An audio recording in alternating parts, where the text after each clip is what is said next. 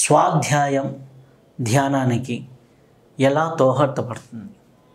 స్వాధ్యాయం ధ్యానం మన యొక్క పిరమిడ్ పిఎస్ఎస్ఎం లోగో చూస్తే మీరు ఎనర్జీ, కాన్షియస్నెస్, విజ్డమ్ అని ఉంటుంది. విజ్డమ్ అంటే స్వాధ్యాయం, దాని యొక్క నాలెడ్జ్, కాన్షియస్నెస్ అండ్ ఎనర్జీ. ఎప్పుడైతే మన ఎనర్జీ ధ్యానంతో మన ఎనర్జీ పెంచుకుంటామో, ధ్యానం లేకుండా భగవద్గీత చదవండి, ధ్యానం అయ్యాక భగవద్గీత చదివితే దాని యొక్క అర్థం చాలా డిఫరెన్స్ ఉంటుంది ముందర తర్వాత. సో ఎందుకంటే మన యొక్క ఎనర్జీ వల్ల ఆ యొక్క ఇన్ఫర్మేషన్ మనం కరెక్ట్గా తీసుకుంటాం. ప్రతిసారి భగవద్గీత చదివినప్పుడు ప్రతిసారి వేరే వేరే ఇన్ఫర్మేషన్ తీసుకుంటాం మనం. ఎందుకంటే మన యొక్క ఎనర్జీ లెవెల్ బట్టి ఆ కాన్షియస్నెస్ పెరగడం బట్టి స్వాధ్యాయంతో దానికి ఒక డైరెక్షన్, ఒక ఛానల్, ఒక యాక్టివేషన్స్ అనేవి జరుగుతాయి.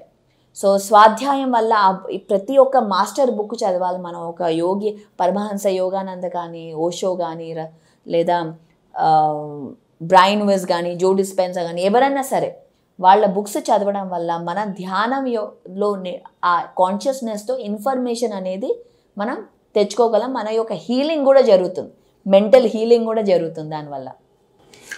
కాన్షియస్నెస్ అలాగే అంటే చైతన్యము, శక్తి అంటే ఎనర్జీ, కాన్షియస్నెస్, ఈ రెండిటికి ఒకదానికి ఉన్న ఒక లింక్ ఏంటి?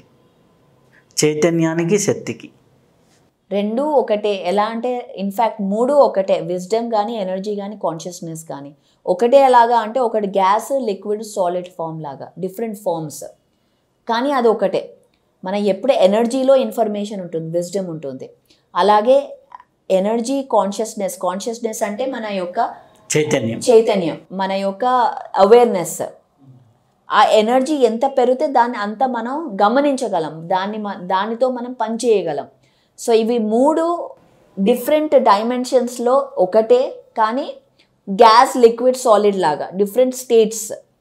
సో ఈ మూడు ఒకటికొకటి చాలా డిపెండెంట్. ఇది పెరిగితే ఇది పెరుగుతుంది, ఇది పెరిగితే మనం విజ్డమ్ కూడా పెరుగుతుంది. కానీ ఎనర్జీ ఏమో ధ్యానం ద్వారా, కాన్షియస్నెస్ ఏమో సజ్జన సాంగత్యం ద్వారా, విజ్డమ్ ఏమో బుక్లత స్వాధ్యాయం ద్వారా. సో ఇలా మూడిటితో మనం మన యొక్క ఫ్రీక్వెన్సీని పెరిగించుకుంటూ ముందుకెళ్దాం. అందుకే ఆ లోగో. ఇప్పుడు మనకి ఎవ్రీ ఇయర్ December 21, 31 ధ్యాన మహాచక్రం, ధ్యాన మహాయాగం, పత్రిజీ ధ్యాన మహాయాగం జరుగుతూ ఉంటుంది. దీంట్లోకి ఒక మనిషి ఎంటర్ అయితే ఏం జరుగుతుంది ఆ 11 డేస్లో? దాని స్పెషాలిటీ ఏంటి? 11 డేస్ అక్కర్లే, ఒక్కరోజు ఎంటర్ అయినా సరే వాళ్ళ యొక్క కాన్షియస్నెస్, ఒక ఏడాది వాళ్ళ ప్రోగ్రెస్, వాళ్ళ ధ్యానం ఒక్క రోజులో అంత పెరుగుతుంది. ఎందుకంటే అంత గ్రూప్ కాన్షియస్నెస్. ఎప్పుడైతే ఆ 3 గంటల ధ్యానంలో మనం పాల్గొంటామో మన యొక్క ఎనర్జీ షిఫ్ట్ క్వాంటమ్ లెవెల్లో షిఫ్ట్ అయిపోతుంది. ఎప్పుడైతే 1,00,000 మందితో మనం ధ్యానం చేస్తామో, అది విద్వాంసులతో, మ్యూజిక్తో, చాలా గ్రేట్ అది. అందులో అదే ధ్యానంతో పాటు ఒక విజ్డమ్ షేరింగ్. అలాగే అక్కడ సర్వీస్, మనం సర్వీస్లో పాల్గొని మన యొక్క ఎనర్జీ లెవెల్ ఒక 3 ఏళ్ళు ముందరికి వెళ్ళిపోతుంది ఒక్క ధ్యాన మహాయాగంతో.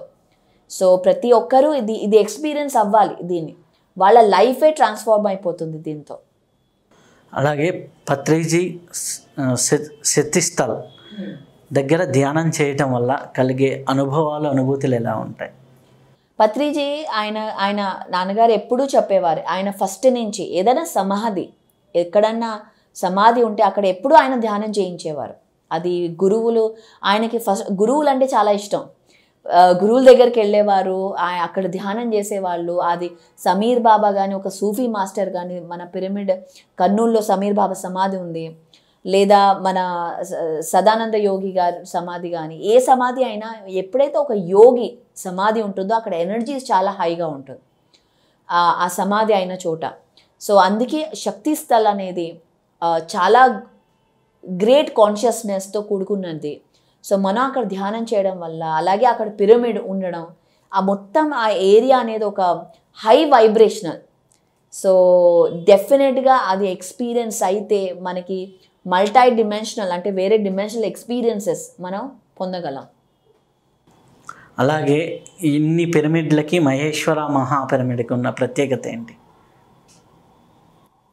శక్తి స్థల్ నన్ను అడిగితే అక్కడున్న ఆ ఎనర్జీ, ఆ ఒక ఎనర్జీ క్షేత్రం అయిపోయింది అది పత్రిజీ శక్తి స్థల్ వల్ల.